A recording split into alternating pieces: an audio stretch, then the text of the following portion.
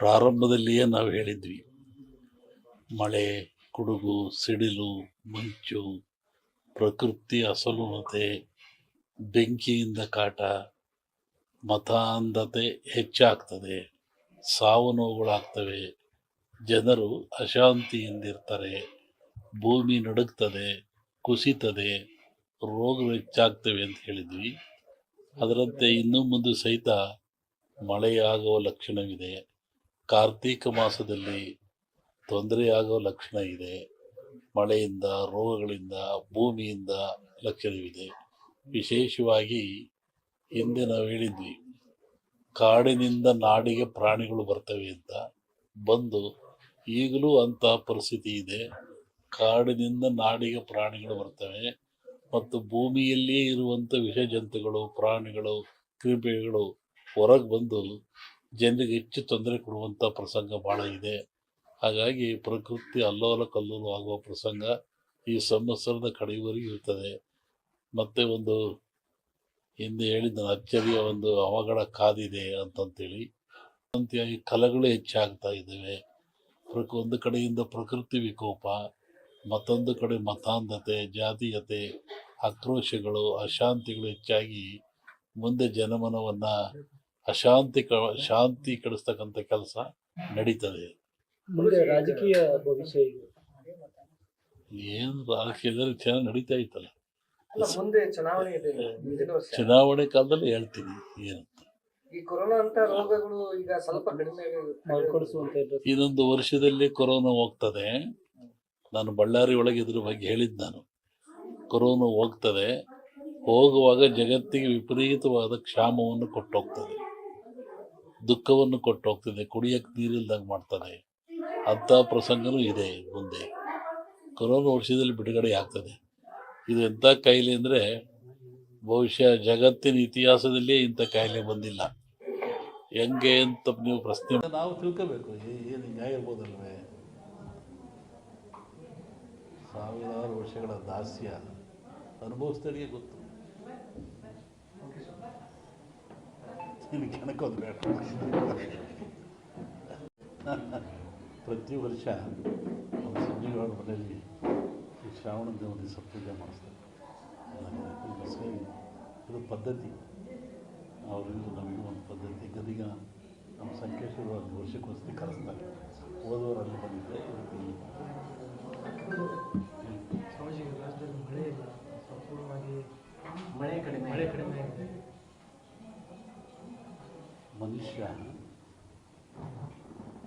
ಎಷ್ಟು ತಪ್ಪು ಮಾಡಿದ್ರು ಆ ಭಗವಂತ ಕ್ಷಮಿಸ್ತಾನಂತೆ. ಮನುಷ್ಯ, ಪ್ರಾಣಿ, ಭೂಮಿ ಏನು ಮಾಡಿದ್ರು ಸೃಷ್ಟಿಕರ್ತ ಅವನೇ ಅಲ್ಲದೆ ಅವನು ಕ್ಷಮಿಸ್ತಾನಂತೆ. ಆದರೆ ಮನುಷ್ಯ ಮಾಡಿದ ಕರ್ಮಗಳು ಅವನು ಕ್ಷಮಿಸಲ್ವಂತೆ. ಭಗವಂತ ಕ್ಷಮಿಸಿದರೂ ಮನುಷ್ಯ ತಾನು ಮಾಡಿದ ಕರ್ಮಗಳನ್ನು ಅವೇ ಕ್ಷಮಿಸಲ್ಲ. ಹಾಗಾಗಿ ಮನುಷ್ಯನ ಕರ್ಮಬಾಧೆಗಳು ಹೆಚ್ಚಾದಾಗ ಇವೆಲ್ಲ ಸಾಮೂಹಿಕವಾಗಿ ಅನುಭವಿಸಲೇಬೇಕಾಗ್ತದೆ. ಹಾಗೆ ಮಳೆ, ಭೂಕಂಪಗಳು, ಅರ್ಥಕ್ವೇಕ್ಗಳು ಅಥಾವು ನಡೀತಾ ಇರ್ತವೆ. ಏನೂ ಆಗಲ್ಲ, ಬರುತ್ತೆ, ತಮಾಷೆ ಅಂತ ಬರುತ್ತೆ. ಮಳೆ ಏನು ತೊಂದರೆ ಇಲ್ಲ. ಈ ಬಾರಿ ಏನಾದರೂ ಇದೇ ಪರಿಸ್ಥಿತಿ ಮುಂದುವರಿಯುತ್ತೆ? ಇಲ್ಲ, ಚೆನ್ನಾಗಿ ತೊಂದರೆ ಏನಾಗಲ್ಲ. ಬರಗಾಲ ಛಾಯೆ ಅವಶ್ಯ ಇರ್ಬೋದು, ಅನುಕೂಲ ಆಗುತ್ತೆ. ಆ ಥರ ಹೇಳ್ಕೊಂಡು ಮಟ್ಟಿಗೆ ಏನಿಲ್ಲ, ಚೆನ್ನಾಗಾಗುತ್ತೆ. ಮೊನ್ನೆ ವಸತಿ ಹೇಳಿದ್ವಲ್ಲ, ಬೆಳಗಾವಿನಲ್ಲಿ ಶ್ರಾವಣ ಮಧ್ಯಭಾಗದಲ್ಲಿ ಮಳೆ ಬರ್ತದೆ. ಈ ಉತ್ತರ ಕರ್ನಾಟಕದಲ್ಲಿ ಆಯಿತು, ಎಲ್ಲ ಕಡೆಗೆ ಆಯ್ತಲ್ಲ. ಈಗ ಅಮಾವಾಸ್ಯೆ ನಂತರ ಇದು ಬರುತ್ತೆ, ತೊಂದರೆ ಇಲ್ಲ. ಅಮಾವಾಸ್ಯೆ ನಂತರ ಈ ಕಡೆ ಈಗ ರಾಜಕೀಯದಲ್ಲಿ ಬೇರೆ ಬೇರೆ ರೀತಿಯ ಬೆಳವಣಿಗೆಗಳು ನಡೆದವು. ಮೈತ್ರಿಗಳು ಯಾವ್ಯಾವ ಪಕ್ಷಗಳು ಲೋಕಸಭಾ ಚುನಾವಣೆ ಪೂರ್ವದಲ್ಲಿ ಈ ಬಗ್ಗೆ ಅದು ಬಂದಾಗ ಹೇಳೋದು. ಈಗೇನಾದ್ರು ಅವಶ್ಯಕತೆ ಇಲ್ಲ, ಇನ್ನೇನು ಬಂದೇ ಬಿಡುತ್ತಾ ಹೇಳೋದು. ಇನ್ನೊಂದ್ಸತಿ ಗೊತ್ತಿಲ್ಲ ಅವಾಗ. ಅಲ್ಲ, ಇದೇ ಪರಿಸ್ಥಿತಿ ಕಂಟಿನ್ಯೂ ಆಗುತ್ತೋ ಲೋಕಸಭೆಯಲ್ಲಿ ಏನಾದರೂ ಬದಲಾವಣೆ ಕಾಣಬಹುದು? ಹೇಳ್ತೀನಿ, ಆ ಕಾಲಕ್ಕೆ ಈಗ ಬಿಜೆಪಿಯವರು JDS ಅವರು ಹೊಂದಾಣಿಕೆ ಮಾಡೋದು ನಮಗೇನು ಸಂಬಂಧ, ಅದ್ರ ಬಗ್ಗೆ ನಮಗೇನು ವಿಚಾರ ಅಂತ ಹೇಳಲೂಬಾರ್ದು. ದೇಶದ ಭವಿಷ್ಯ ಏನಾಗುತ್ತೆ? ದೇಶ ಹಿಂಗೆ ಹೋಗ್ತದೆ, ಹಿಂಗೆ ಹೋಗ್ತದೆ. ಸದ್ಯಕ್ಕೇನು ತೊಂದರೆ ಇಲ್ಲ. ಅನೇಕ ಆಪತ್ತುಗಳಿದ್ದಾವೆ. ಅದೇ ಬಂದು ಹೇಳಿದ ಭೂಕಂಪಗಳಾಗ್ತವೆ. ಮೊನ್ನೆ ಫಾರಿನ್ನ ಕಡೆ ಮಳೆ ಜಾಸ್ತಿ ಆಗ್ತದೆ, ಇಲ್ಲೂ ಉತ್ತರದಲ್ಲಿ ಮಳೆ ಅಂತ ಹೇಳಿದ್ರೆ ಹಾಗಾಗ್ತದೆ.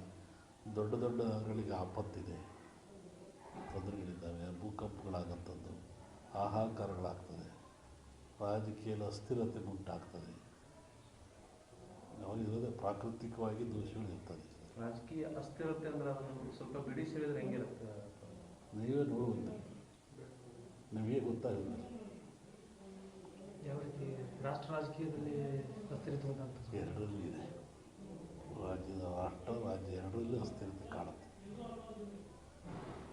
ಎಲ್ಲ ಕಡೆ ಈ ಧರ್ಮದ ವಿಚಾರ ಸಾಕಷ್ಟು ಚರ್ಚೆಗೆ ಆಗ್ತದೆ.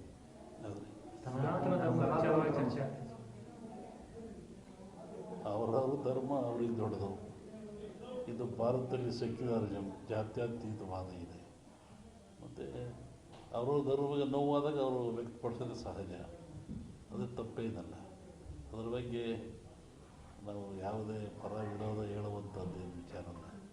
ಒಂದು ಸಲ ಎಲ್ಲ ದೇಶಕ್ಕೂ, ಎಲ್ಲ ಮನೆತನಕ್ಕೂ, ಎಲ್ಲ ಜನಕ್ಕೂ ತನ್ನದೇ ಆದ ಧರ್ಮ, ನೀತಿ, ಪರಂಪರೆ ರೂಢಿ ಇರ್ತದೆ. ಅದು ನೋವಾದಾಗ ಎಲ್ಲರಿಗೂ ನೋವಾಗ್ತದೆ. ಹಾಗೆ ರಾಷ್ಟ್ರಕ್ಕೂ ಒಂದು ಧರ್ಮ, ನೀತಿ ಇದೆ, ಮತ್ತು ಎಲ್ಲ ಜನಾಂಗಕ್ಕೂ ಇದ್ದಾವೆ. ಅದನ್ನು ನಾವು ತಿರಸ್ಕರಿಸಬಾರ್ದು, ಹೆಚ್ಚಿನ ಪ್ರೋತ್ಸಾಹನೂ ಕೊಡಬಾರ್ದು. ಅದು ಹೆಂಗುದೇ ನಡ್ಕೊಂಡು ಹೋಗ್ತಾ ಇರ್ತದೆ. ಅಲ್ಲ, ಅದು ಧರ್ಮದ ವಿಚಾರ ರಾಜಕೀಕರಣ ಆಗ್ತಾ ಇದೆಯಲ್ಲ. ಧರ್ಮದಲ್ಲಿ ರಾಜಕೀಯ ಇರಬಾರ್ದು, ಅದು ಅಪಾಯ ಆಗ್ತದೆ. ಪ್ರಜಾಪ್ರಭುತ್ವಕ್ಕೆ ರಾಜಕೀಯಕ್ಕೆ ಅಪಾಯವಾಗ್ತದೆ. ರಾಜಕೀಯ ಬೆರೆಸಬಾರ್ದು. ಇಲ್ಲಪ್ಪ, ಈಗ ಧರ್ಮದ ಮೇಲೆ ನಾವು ಓಟ್ ಕೇಳಿ ಅಧಿಕಾರಕ್ಕೆ ಬಂದಂಥ ಪರಿಸ್ಥಿತಿ ಸೃಷ್ಟಿಯಾಗ್ಯದ ದೇಶದೊಳಗೆ. ಧರ್ಮಾಧಾರಿತ ರಾಜಕಾರಣನೂ ನಡೆದು ಅದು ಅವರಿಗೆ ಸಂಬಂಧಪಟ್ಟದ್ದು. ಅಲ್ಲ, ನೀವು ಹೇಳಿದ್ರಲ್ಲಪ್ಪ ಈಗ ಧರ್ಮ ರಾಜಕೀಯ ಬೆರಿಬಾರ್ದು ಅಂತ ಹೇಳಿದ್ರಲ್ಲ. ಆದ್ರೆ ನಾವು ಒಂದು ಜನರ ನಡುವಲ್ಲ ದ್ವೇಷ ಬಿತ್ತಿ ಓಟ್ ಬೆಳ್ಕೊಳ್ಳುವಂಥ ಪರಿಸ್ಥಿತಿ ನಿರ್ಮಾಣ ಆಗ್ಯದ. ನೀರಿನಲ್ಲಿ ದೋಣಿ ಇರಬೇಕು, ದೋಣಿಲಿ ನೀರು ಇರಬೇಕು. ದೋಣಿ ಒಳಗೆ ನೀರಿದ್ರೆ ಏನಾಗ್ತದೆ? ಹುಡುಕ್ತದೆ. ನೀರಿನ ಮೇಲೆ ದೋಣಿದ್ರೆ ಹೋಗ್ತದೆ, ಒಂದಿನ ಲೈವ್ ಆಗ್ತದೆ. ದೋಣಿ ಮೇಲೆ ನೀರು ಬರುವಂಥ ಪರಿಸ್ಥಿತಿ ನಿರ್ಮಾಣ ಆಗುತ್ತೆ.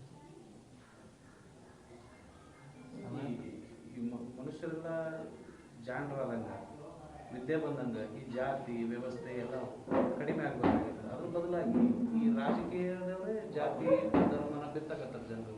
ಪೂರ್ಣವಾದ ಜ್ಞಾನ ಯಾವ ಮನುಷ್ಯನಿಗಿರಲ್ಲ, ಅವಾಗ ಇವೆಲ್ಲ ಬರೋದು ಸಹಜ. ಸಂಪೂರ್ಣವಾದ ಜ್ಞಾನ ಗಳಿಸಿದರೆ ಯಾವುದಕ್ಕೂ ಅವಕಾಶ ಇರಲ್ಲ. ಅರಿವು ಹೇಳ್ತೀವಲ್ಲ, ನಾವು ತಿಳಿದ್ರೆ ಎಷ್ಟು ಅಂದಾಗ ಇವೆಲ್ಲ ಬರ್ತವೆ. ಪೂರ್ಣವಾದ ಜ್ಞಾನ ಸಂಪಾದನೆ ಮಾಡಬೇಕು. ಅರಿವಿನ ಕೊರತೆ